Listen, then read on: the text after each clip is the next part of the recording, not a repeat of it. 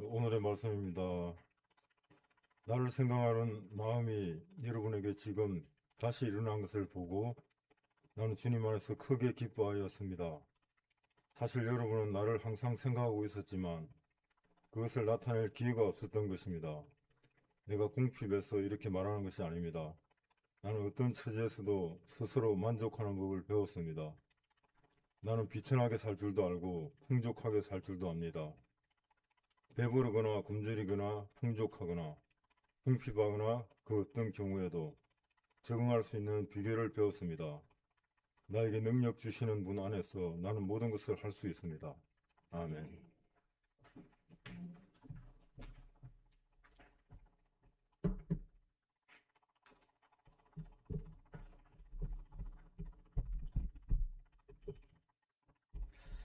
잘 오셨습니다. 우리 옆에 분과 인사하겠습니다. 잘 오셨습니다. 오늘도 은혜 많이 받으세요. 네, 오늘 말씀 제목은 모든 날이 눈부셨다라는 제목으로 함께 은혜를 나누려고 합니다. 살짝 웃으시는 분들은 드라마를 보신 분들이죠. 예. 한 주간 어떻게 무더위에 평안하셨습니까? 요즘 아침에 눈을 뜨자마자 밀려오는 그 습하고 뜨거운 열기 때문에 정말 몸도 마음도 참 쉽지 않는 그런 굉장히 지치는 그런 계절입니다. 근데 우리를 지치게 하는 것은 이 비단 계절이나 날씨뿐만은 아닌 것 같습니다. 뉴스를 보면 하루도 조용한 날이 없습니다. 물가는 계속 오른다고 이야기하고 경기는 주변에 다 어렵다라는 이야기밖에 들리지 않는 것 같습니다. 또 세계 곳곳에서는 아직도 전쟁과 갈등의 소식이 끊이지 않고 계속 이어지고 있습니다. 주변을 보아도 우리 건강 때문에 또 염려하는 분들도 많이 계시고 또 이제 자녀의 진학과 취업을 위해 기도하는 가정들도 있습니다. 또한 우리 주변의 경제적인 어려움으로 인해 마음이 무거운 분들도 계신 것 같습니다. 근데 비단 이게 세상의 소식뿐만이 아니라 우리의 제 주변에 저의 삶을 이루는 환경도 더욱 그런 것 같습니다. 우리의 통장이 잔고가 조금만 넉넉할 때는 마음에 여유가 생기지만 또 예상치 못한 지출이나 경제적인 어려움을 우리가 겪다 보면 금세 불안해지는 것이 우리의 마음입니다. 또한 건강할 때는 세상 모든 것을 다 얻은 것 같지만 우리의 몸 어디 한 군데라도 아프기 시작하면 그 순간 내 삶 전체가 어두워지는 것 같은 그런 감정을 느끼는 것이 우리의 모습인 것 같습니다. 이렇게 우리는 나도 모르게 어떤 특별한 조건부의 삶을 살아가고 있습니다. 저를 봐도 늘 이 문제만 해결되면 참 좋을 것 같고 이 일만 잘 풀리면 굉장히 행복할 것 같은 생각이 듭니다. 그리고 특별히 저 사람만 내 곁에 있으면 내가 참 잘할 수 있을 텐데 라는 생각을 하게 됩니다. 정말 그 모든 일이 내 안에 일어나면 우리 제목처럼 내 삶이 정말로 눈부실 텐데 라는 생각을 하며 살아갈 때가 참 많이 있습니다. 몇 년 전, 한참 전이죠. 한 10년 됐다고 그러는데, 많은 이들의 가슴을 울렸던 유명한 드라마의 한 그 대사의 구조를 기억하실지 모르겠습니다. 주인공이 사랑하는 이에게 던지는 고백입니다. 너와 함께한 모든 시간이 눈부셨다. 날이 좋아서, 날이 좋지 않아서, 날이 적당해서 모든 날이 좋았다. 죄송합니다. 공유가 읽었어야 이게 굉장히 와닿았을 텐데 제가 읽어서 표정들이 안 좋으신 것 같은데 특별히 많이 웃으시는 분들은 제가 기억하도록 하겠습니다. TV에서 나오고 또 얼마 전에 제 가족들이 보길래 저도 한번 보았습니다. 우리는 이 대사를 들으면서 나도 저렇게 살고 싶다라는 그런 마음이 들죠? 저는 그런 마음이 들었습니다. 왜 그럴까요? 현실에 저희의 모습, 우리의 모습은 날이 좋을 때는 우리가 좋아하지만 날이 좋지 않을 때는 쉽게 좌절하거나 우리는 불평하기 때문인 것 같습니다.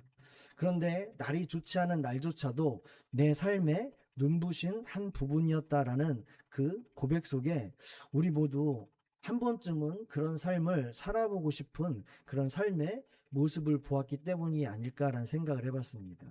저는 이 드라마를 보고 이 대사를 생각하며 성경의 말씀이 생각났습니다. 오늘 우리가 함께 읽은 사도 바울은 감옥이라는 가장 절망적인 장소에서 우리에게 놀라운 믿음의 고백을 들려줍니다. 오늘 본문의 핵심인 11절에서 13절까지 제가 한번 다시 읽어드리겠습니다. 내가 궁핍해서 이렇게 말하는 것이 아닙니다. 나는 어떤 처지에서도 스스로 만족하는 법을 배웠습니다.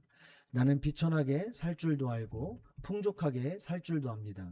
배부르거나 굶주리거나 풍족하거나 궁핍하거나 그 어떤 경우에도 적응할 수 있는 비결을 배웠습니다. 나에게 능력을 주시는 분 안에서 나는 모든 것을 할 수 있습니다. 아멘. 사도 바울이 이 편지를 쓸 때 우리는 잘 아는 것처럼 그 상황은 굉장히 어려웠던 상황이었습니다. 바울이 어떠한 화려한 휴양지나 편안한 서재에 앉아서 이 글을 쓴 것은 아닙니다. 그는 억울하게 갇힌 로마의 차디탄 감옥 안에서 이 글을 썼습니다. 자유를 빼앗겼고 그리고 또 그는 내일을 기약할 수 없었으며 육체적으로는 극심한 결핍과 추위 속에 놓여 있었습니다. 그런데도 바울은 11절에서 이렇게 고백합니다. 나는 어떤 처지에서도 스스로 만족하는 법을 배웠습니다. 라고 그는 고백합니다. 우리가 읽은 새 번역에서는 스스로 만족하는 법이라고 번역을 했지만 개역개정에서는 이 단어를 우리가 잘 알고 있는 자족이라는 단어로 번역했습니다.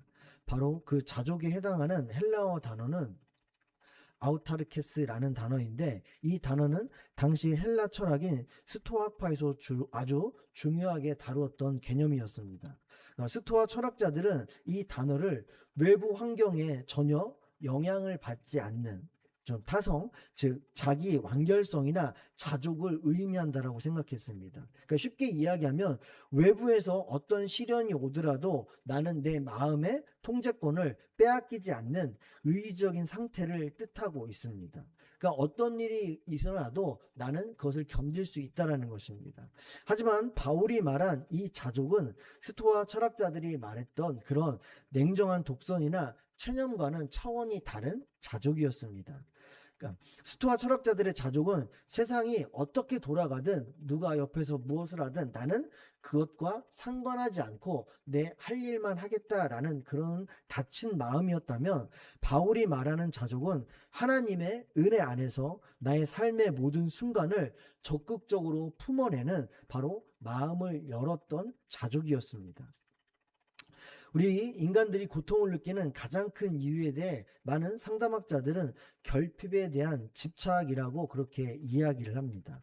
그래서 현대 심리학자 라캉은 그것을 이렇게 표현했습니다. 결핍을 지닌 존재. 바로 사람들은 모두 다 결핍을 지닌 존재라고 이야기합니다.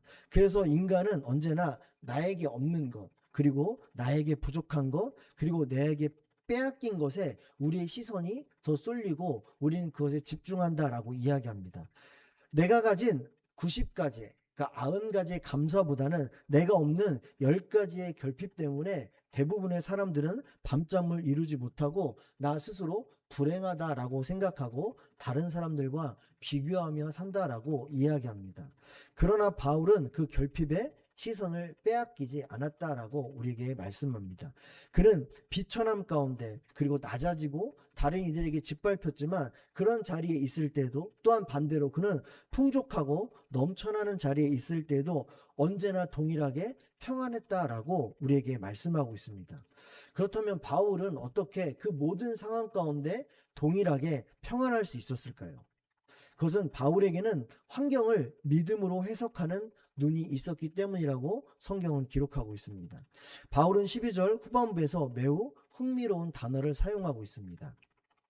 그 어떤 경우에도 적응할 수 있는 비결을 배웠습니다라고 말씀하고 있습니다. 여기서 비결을 배웠습니다라는 그 헬라어 뮤에오는 고대 신비 종교에서 쓰는 그런 단어였다고 합니다. 비밀스러운 교리에 입교하다, 그리고 어떠한 특별한 비밀을 전수받다라는 그런 단어를 사용했다고 합니다. 즉 바울이 터득한 자족은 태어날 때부터 그가 가지고 있었던 그런 좋은 성품이나 타고난 의지력이 아니었다는 것입니다. 그는 삶을 통해 산전수전을 다 겪으며 굶주림과 그리고 매맞음과 그리고 오해와 배신과 그리고 감옥이라는 그 비참한 현실 가운데서도 하나님이 친히 전해주시는 은밀한 신앙의 비밀을 알고 있었고 그것을 배웠다라고 말씀하고 있는 것입니다. 바울은 분명히 11절과 12절에서 나는 자족하는 법을 이미 다 알고 있었다라고 이야기하지 않고 그는 나는 자족하는 법을 배웠다. 그 비결을 전수받았다라고 분명히 기록하고 있습니다. 그러니까 이 말은 처음부터 바울이 자족하는 사람이 아니었다라는 뜻입니다. 바울도 처음에는 배워야 했습니다. 우리가 아는 바울은 위대한 그런 대단한 능력의 사도이지만 처음부터 이런 믿음의 사람은 아니었다라는 이야기입니다. 그는 다메섹으로 가는 길에서 예수님을 만나기 전에는 그 누구보다 많은 것을 가진 사람이라고 우리는 잘 알고 있습니다. 그는 좋은 가문의 사람이었습니다. 그리고 최고의 학문을 배웠던 사람이었습니다. 그리고 종교적인 열심과 명예를 가진 사람이라고 성경은 우리에게 분명히 말씀하고 있습니다. 그러나 그가 그런 모든 조건을 가지고 있었음에도 불구하고 그는 만족하는 삶을 살지 못했습니다. 그는 예수님을 만난 이후 하나님은 바울에게 자족을 한순간에 내려주신 것은 아니었습니다.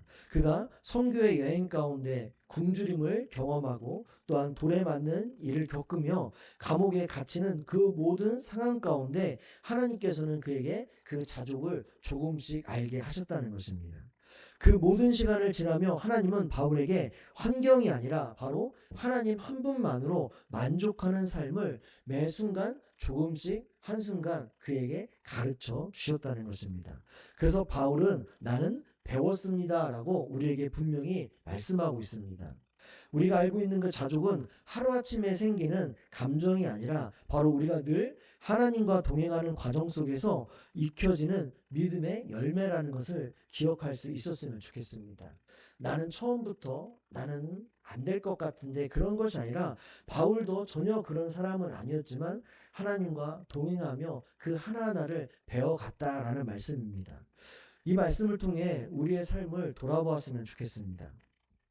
상담하기는 특별히 인간의 성숙도를 나타낼 때 뭐 여러 가지가 있겠지만 좌절, 내성이라고 그것을 표현하며 그 단위로 측정을 합니다. 그러니까 그것은 무엇이냐면 우리가 원치 않는 환경이나 실패를 맞닥뜨렸을 때 그 상황 가운데 우리가 얼마나 더 내 자신을 더 비난하고 덜 파괴하고 그것을 잘 받아들이고 수용해내 견뎌낼 수 있느냐 하는 능력을 이야기합니다.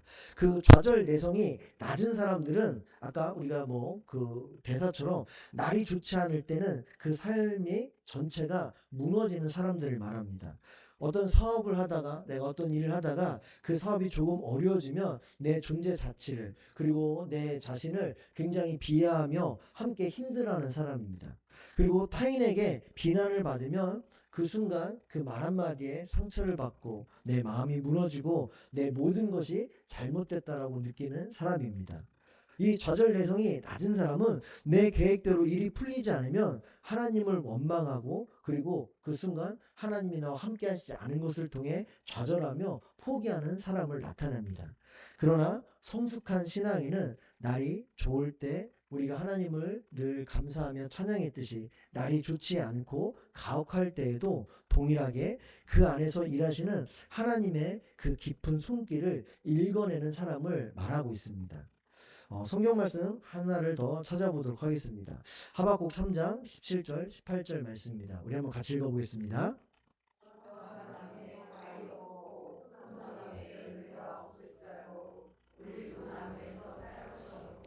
밭에서 거둬들일 것이 없을지라도 우리의 양이 없고 외양간에 소가 없을지라도 나는 주님 안에서 즐거워하려 한다. 나는 구원하신 하나님 안에서 기뻐하려 한다. 아멘. 하박국 선지자의 이 고백을 우리가 읽었습니다. 무화과나무에 열매가 없고 포도 열매가 없고 소와 양이 없다라고 그는 이야기합니다. 이것은 완벽한 결핍이자 우리 인생으로 치면 가장 날이 좋지 않은 날, 모든 것이 다 실패한 날일 것입니다. 그러나 그 가운데서도 하박국 선지자의 결론은 무엇입니까? 나는 주님 안에서 즐거워하련다라고 그는 고백하고 있습니다. 이 고백을 묵상하다 보면 정말 감사와 자족의 관계를 우리는 다시 한번 생각하게 됩니다. 우리는 하나님께 받은 은혜를 생각하며 감사합니다. 건강을 주셔서 감사하고 일을 할 수 있는 우리에게 힘을 주셔서 감사합니다. 또한 사랑하는 가족과 가정을 주심을 감사합니다. 그것을 하나님께 기뻐하는 우리의 그 모습은 귀한 신앙일 것입니다. 그러나 자족은 여기에서 한 걸음 더 나아가는 것을 말씀하고 있습니다. 하나님께서 주신 선물 때문에 감사하는 것을 넘어서서 이제는 어떤 상황에서도 하나님이 나와 함께 하신다는 사실 그 자체만으로 만족하는 것이 바로 자족이라는 것입니다. 그래서 감사는 받은 은혜를 바라보게 하지만 자족은 어떤 형편에서도 하나님을 우리가 놓치지 않고 붙들게 하는 것입니다. 풍족할 때에도 우리가 궁핍할 때에도 감사와 자족은 우리를 하나님께로 이끌어 갑니다. 결국 감사와 자족은 서로 다른 길이 아니라 하나님을 향한 믿음 안에서 함께 자라가는 신앙의 열매라는 것을 기억했으면 좋겠습니다. 하박국은 감사할 만한 조건이 하나도 없는 상황에서도 나를 구원하신 하나님 안에서 기뻐하련다라고 고백하고 있습니다. 그의 삶 가운데 환경은 무너졌지만 하나님은 변하지 않으셨기 때문입니다. 바로 하박국은 그 변하지 않으시는 하나님을 그 환경을 넘어서서 바라볼 수 있었기 때문입니다. 바로 이것이 자족의 신앙일 것입니다. 이것이 바로 자족의 신앙이 주는 위대한 역설이자 세상이 빼앗을 수 없는 하나님께서 우리에게 주신 가장 큰 은혜입니다. 바울에게는 풍족함도 하나님을 섬기는 도구였습니다. 그리고 궁핍함도 하나님의 은혜를 체험하는 그의 삶의 학교였다라고 바울은 고백하고 있는 것 같습니다. 환경이 바울의 주인이 아니라 세상의 그 시련이 내가 하는 그 모든 일이 아니라 바로 바울이 그리스도 안에서 환경과 주인이 되어 그 모든 것 가운데 넉넉하게 나아가고 있었다는 것입니다. 그렇다면 사도 바울이 삶의 모든 날을 어떻게 그렇게 수용하고 어떤 환경에서도 자족할 수 있었을까요? 그 궁극적인 힘의 출처를 오늘 본문 13절은 이렇게 기록합니다. 나에게 능력을 주시는 분 안에서 나는 모든 것을 할 수 있습니다. 라고 우리에게 말씀하고 있습니다. 많이 들어보신 말씀이죠. 신방을 가면 기업에 많이 써 있는 말씀이죠. 나에게 능력을 주시는 분 안에서 나는 모든 것을 할 수 있습니다. 많은 분들이 이 구절을 사용할 때, 사업을 확장할 때, 또 어떤 시험을 치를 때, 또 어떤 특별한 일에 대해 우리가 도전하며 이겨야 할 때 이런 성경 구절을 많이 되새기고 이 말씀을 의지합니다. 무슨 적극적인 어떤 일을 할 수 있는 긍정적인 힘, 하나님이 힘을 주시니까 나는 무엇이든 성공할 수 있다라는 식으로 이 말씀을 해석할 때가 많이 있습니다.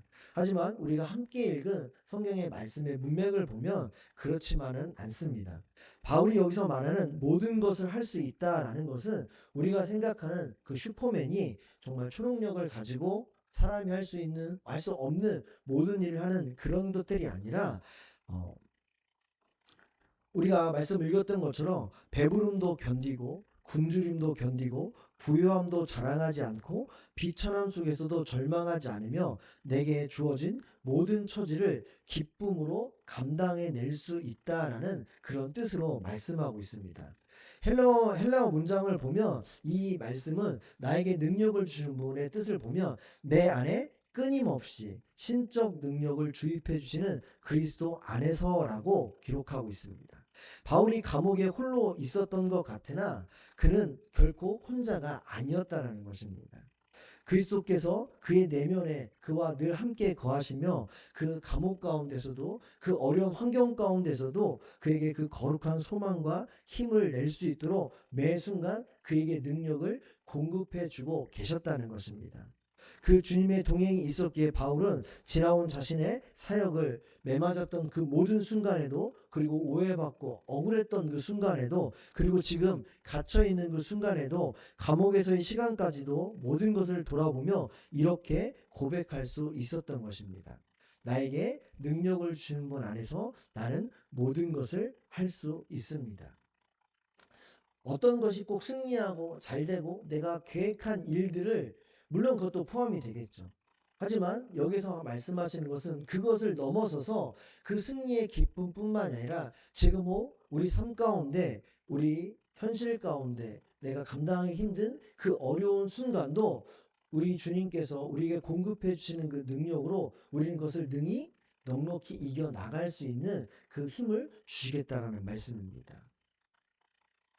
좀 처음에 읽었던 그 대사를 바꿔봤습니다. 주님과 함께한 나의 모든 날이 눈부셨다. 날이 좋아서, 날이 좋지 않아서, 날이 적당해서 그리스도 안에 거했던 나의 모든 날이 은혜였다. 우리가 이런 고백이 우리 삶 가운데 그렇게 나올 수 있었으면 좋겠습니다. 사랑하는 성도 여러분, 지금 우리의 인생의 날씨는 어떠합니까? 혹시 지금 우리의 삶 가운데 맑고 화창한 그 햇살이 내리쬐고 있습니까? 그렇다면 그것이 내 공로가 아님을 우리가 기억할 수 있었으면 좋겠습니다.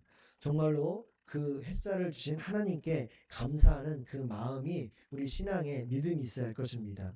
그리고 또 그 풍족함으로 혹 내 주변에 주위에 그늘질 곳을 밝힐 수 있도록 그 빛을 가지고 나아갈 수 있어야 할 것입니다. 그리고 지금 우리의 인생 가운데 혹여나 먹구름이 끼고 차디찬 바람이 불어오고 있는 그런 좋지 않은 날을 지나고 계신 분들도 있을 것입니다. 결핍 때문에, 질병 때문에, 자녀나 경제적인 그 어려움 때문에 밤잠을 이루지 못하는 분도 계실 수 있습니다. 그러나 우리가 기억했으면 좋겠습니다. 우리가 그리스도 안에 있다면 어두운 비바람이 노도처럼 밀려오는 그 순간조차 우리는 그 바울이 고백했던 것처럼 결코 버려진 시간이 아닐 것입니다. 하나님은 그 궁핍과 비천함의 계곡을 통해 우리 안에 세상이 줄 수 없는 자족을 빚어 나아가고 계십니다.